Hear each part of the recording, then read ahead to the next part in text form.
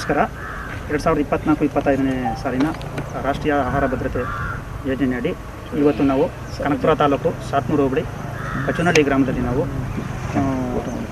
ನಮ್ಮದು ಇವತ್ತು ಬೀಜೋಪಚಾರ ಆಂದೋಲನ ಮತ್ತು ಬೆಳೆ ಪದ್ಧತಿ ಕುರಿತು ಒಂದು ಸಣ್ಣ ಚಿತ್ರೀಕರಣಕ್ಕೆ ಇದು ಮಾಡ್ತಾಯಿದ್ದೀವಿ. ಇವತ್ತು ಟ್ರಾಕ್ಟರ್ ಚಾಲಿತ ಒಂದು ಕೂರಿಗೆ ಬಿತ್ತನೆಯನ್ನು ನಾವು ಇವತ್ತು ಕೈಗೊಳ್ತಾ ಇದ್ದೀವಿ. ಈ ಒಂದು ಕಾರ್ಯಕ್ರಮಕ್ಕೆ ನಮ್ಮ ಇಲಾಖಾ ಅಧಿಕಾರಿಗಳು ಮತ್ತು ಕಚನಹಳ್ಳಿ ಗ್ರಾಮ ಪಂಚಾಯತಿ ಸದಸ್ಯರುಗಳು ಮತ್ತು ರೈತರುಗಳು ನಾವು ಇವತ್ತು ಇಲ್ಲೆಲ್ಲ ನೆರೆದಿದ್ದೀವಿ. ಇವರಿಗೆ ನಾವು ಉಚಿತವಾಗಿ 250 ಹೆಕ್ಟೇರ್ಗಿಂತ ಹೆಚ್ಚು ಕ್ಷೇತ್ರದಲ್ಲಿ ನಾವು ಇವತ್ತು ರಾಗಿನ ಉಚಿತವಾಗಿ ಹಂಚಿದ್ದೀವಿ. ಇದಕ್ಕೆ ಸಂಬಂಧಪಟ್ಟತಕ್ಕಂಥ ಇತರೆ ಮೈಕ್ರೋನ್ಯೂಟ್ರಿಯೆಂಟ್ಸು ಮತ್ತು ಇವನ್ನೆಲ್ಲ ನಾವು ಉಚಿತವಾಗಿ ರೈತರಿಗೆ ಮುಂದಿನ ದಿನಗಳಲ್ಲಿ ನಾವು ಹಂಚ್ತಾ ಇದ್ದೀವಿ. ಇದರದ್ದು ಒಂದು ಭಾಗವಾಗಿ ನಾವು ಯಾವುದೇ ಒಂದು ಬೆಳೆ ಪಡ್ಕೋಬೇಕಾದ್ರೆ ಬೀಜ ಅತ್ಯಮೂಲ್ಯವಾದದ್ದು. ಆ ಒಂದು ಬೀಜಕ್ಕೆ ಯಾವುದೇ ಥರದಲ್ಲಿ ರೋಗ ಬಾಧೆ ಆಗದಂಗೆ ಬೀಜೋಪಚಾರ ಆಂದೋಲನ ಒಂದು ಪ್ರಮುಖವಾದ ಒಂದು ಅಂಶ. ಅದನ್ನು ಇವತ್ತು ಪ್ರಾಯೋಗಿಕವಾಗಿ ನಾವು ನಮ್ಮ ರೈತ ಬಾಂಧವರಿಗೆ ಇಲ್ಲಿ ನಾವು ತೋರಿಸ್ಕೊಡ್ತಾ ಇದ್ವಿ. ಅದನ್ನು ಪ್ರಾಕ್ಟಿಕಲಾಗಿ ನಮ್ಮ ATM ಅವರು ಇದನ್ನು ತೋರಿಸ್ಕೊಡ್ತಾರೆ. ರಾಗಿಗೆ ನಾನು ಯಾವ ರೀತಿ ಬೀಜೋಪಚಾರ ಮಾಡಬೇಕು ಅಂತ ತಿಳ್ಕೊಡ್ತಾ ಇದ್ದೀನಿ. ಮೊದಲನೇದಾಗಿ ಬೀಜೋಪಚಾರ ಮಾಡೋ ಪ್ರಮುಖ ಉದ್ದೇಶ ಏನು ಅಂತಂದರೆ, ರಾಗಿಗೆ ಬೇರಿನಿಂದ ಮತ್ತು ಮಣ್ಣಿನಿಂದ ಹರಡುವಂಥ ರೋಗಗಳಾದ ಬೆಂಕಿ ರೋಗ ಮತ್ತು ಇಲ್ಕು ರೋಗ ನಿರ್ವಹಣೆಗೆ ಮಾಡೋದಕ್ಕೆ ಈಗ ಕಾರ್ಬನ್ ಡೈಸಿಮ್ ಶಿಲೀಂಧ್ರನಾಶಕದ ಮುಖಾಂತರ ನಾವು ಬೀಜೋಪಚಾರ ಮಾಡ್ತಾಯಿದ್ದೀವಿ. ಬೀಜೋಪಚಾರ ಮಾಡುವುದಕ್ಕೂ ಮೊದಲು ನಾವು ನಮ್ಮ ಆರೋಗ್ಯ ಸುರಕ್ಷತೆಗೋಸ್ಕರ ಕೈಗಳಿಗೆ ಗ್ಲೌಸ್ಗಳು ಮತ್ತು ಮಾಸ್ಕನ್ನು ಧರಿಸೋದ್ರ ಮುಖಾಂತರ ನಾವು ನಮ್ಮ ಆರೋಗ್ಯ ಸುರಕ್ಷತೆಯನ್ನು ಕಾಪಾಡಿಕೊಂಡು 1 kg KMR 630 ರಾಗಿ ಬೀಜಗಳನ್ನು ತೆಗೆದುಕೊಂಡು ಅದಕ್ಕೆ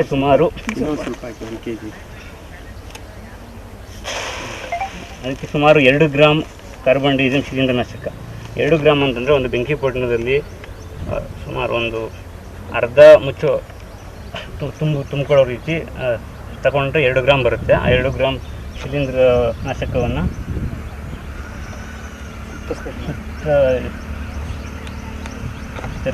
ಉದುರಿಸೋ ಮುಖಾಂತರ ಅದಾದಮೇಲೆ ಪೌಡ್ರನ್ನ ಇದು ಮಾಡಿ ನೀರನ್ನು ಈ ಥರ ಸಿಂಪಡಣೆ ಮಾಡಬೇಕು. ಈ ಥರ ಸಿಂಪಡಣೆ ಮಾಡೋದ್ರಿಂದ ಶಿಲೀಂಧ್ರ ನೀಟಾಗಿ ಬೀಜಗಳಿಗೆ ಹೋಗಿ ಅಂಟ್ಕೊಂಡು ಅದು ನೀಟಾಗಿ ಡಿಸ್ಟ್ರಿಬ್ಯೂಟ್ ಆಗೋದಕ್ಕೆ ಸಹಾಯ ಆಗುತ್ತೆ. ಆದಮೇಲೆ ನೀಟಾಗಿ ಅದನ್ನು ಕಲಿಸೋದ್ರ ಮುಖಾಂತರ ಯೂನಿಫಾರ್ಮ್ ಆಗಿ ಡಿಸ್ಟ್ರಿಬ್ಯೂಟ್ ಆಗೋ ಥರ ನೋಡ್ಕೋಬೇಕು.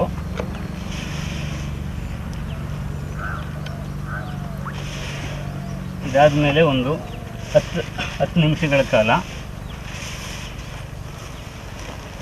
ನೆರಳಲ್ಲಿ ಇದು ಮಾಡ್ಕೊಂಡು 10 ನಿಮಿಷಗಳ ಕಾಲ ನೆರಳಲ್ಲಿ ಒಣಗಿಸೋದ್ರಿಂದ ನಾವೇನು ನೀರು ಹಾಕಿ ತೇವವಾಗಿರುತ್ತೋ ಅದು ನೀಟಾಗಿ ಡ್ರೈ ಆಗಿ ಬೀಜಗಳು ಉದುರಾಗಿ ರೆಡಿಯಾಗಿರ್ತವೆ. ಅದಾದಮೇಲೆ ನಾವು ಅದನ್ನು ಟ್ರ್ಯಾಕ್ಟರ್ ಚಾಲಿತ ಕೂರಿಗೆಗೆ ಅದನ್ನು ಸೇರಿಸಿ ಬಿತ್ತನೆ ಕಾರ್ಯವನ್ನು ಆರಂಭಿಸಬೇಕಾಗುತ್ತೆ. ನಮಸ್ಕಾರ. ಇವತ್ತು ಕಚನಹಳ್ಳಿ ಗ್ರಾಮದಲ್ಲಿ 2024-25ನೇ ಸಾಲಿನ ರಾಷ್ಟ್ರೀಯ ಆಹಾರ ಉತ್ಪಾದಕ ಒಂದು ಕಾರ್ಯಕ್ರಮದಲ್ಲಿ ನಾವು ಇದು ಟ್ರ್ಯಾಕ್ಟರ್ ಚಾಲಿತ ಬಿತ್ತನೆ ಮಾಡೋ ಒಂದು ಕಾರ್ಯಕ್ರಮನ ನಾವು ಇಲ್ಲಿ ತೋರಿಸ್ಕೊಡ್ತಾ ಇದ್ದೀವಿ. ಮೊದಲನೇದಾಗಿ ಇದು ಟ್ರ್ಯಾಕ್ಟರ್ ಚಾಲಿತ ಕೂರಿಗೆ. ಇದರಲ್ಲಿ 2 ಕಂಪಾರ್ಟ್ಮೆಂಟ್ ಇರುತ್ತೆ. ಒಂದರಲ್ಲಿ ನಾವು ನಮಗೆ ಬೇಕಾದಂಥ ರಾಗಿ ಬಿತ್ತನೆ ಬೀಜವನ್ನು ತುಂಬ್ಕೊತೀವಿ. ಎರಡನೇದರಲ್ಲಿ ಇದಕ್ಕೆ ರಸಗೊಬ್ಬರಗಳನ್ನ ನಾವು ತುಂಬ್ಕೊತೀವಿ. ಇವೆರಡೂ ಮಿಕ್ಸ್ ಆಗಿ ಇಲ್ಲಿ ಕೆಳಗಡೆ ಏನು ಪೈಪ್ಗಳಿದಾವೆ ಇದ್ರ ಮುಖಾಂತರ ಪಾಸಾಗಿ ಅಲ್ಲಿ ಕೆಳಗಡೆ ಹಲಗೆಗಳ ಮುಖಾಂತರ ಇದು ಪಾಸ್ ಆಗ್ತದೆ. ಇದು ರಾಗಿ ಬಿತ್ತನೆ ಆಗ್ತದೆ. ಅದ್ರ ಹಿಂದೆನೇ ಹಲಬೆನೂ ಇದೆ. ನಾವು ಮಾಮೂಲಿ ಬಿತ್ತನೆ ಮಾಡಬೇಕಾದ್ರೆ ಕೂರಿಗೆ ಬಿತ್ತನೆಯಲ್ಲಿ ಸಾಮಾನ್ಯವಾಗಿ ಬಿತ್ತನೆ ಮಾಡಬೇಕಾದ್ರೆ ಮೊದಲು ನಾವು ಕೂರಿಗೆಯಲ್ಲಿ ಬಿತ್ತನೆ ಮಾಡ್ತೀವಿ. ಅದರ ಹಿಂದೆ ಹಲಬೆ ಹೊಡಿಬೇಕು. 2 ಕೆಲಸಗಳಾಗ್ತವೆ. ಆದರೆ ಇಲ್ಲಿ ಎರಡೂ ಒಟ್ಟಿಗೆನೇ ಒಂದೇ ಕಡೆ ಒಂದೇ ಸತಿಗೆ ಆಗ್ತೈತೆ. ಇದು 1 ಎಕರೆನ 3/4 ಗಂಟೆಯಲ್ಲಿ ನಾವು ಕವರ್ ಮಾಡ್ತೀವಿ.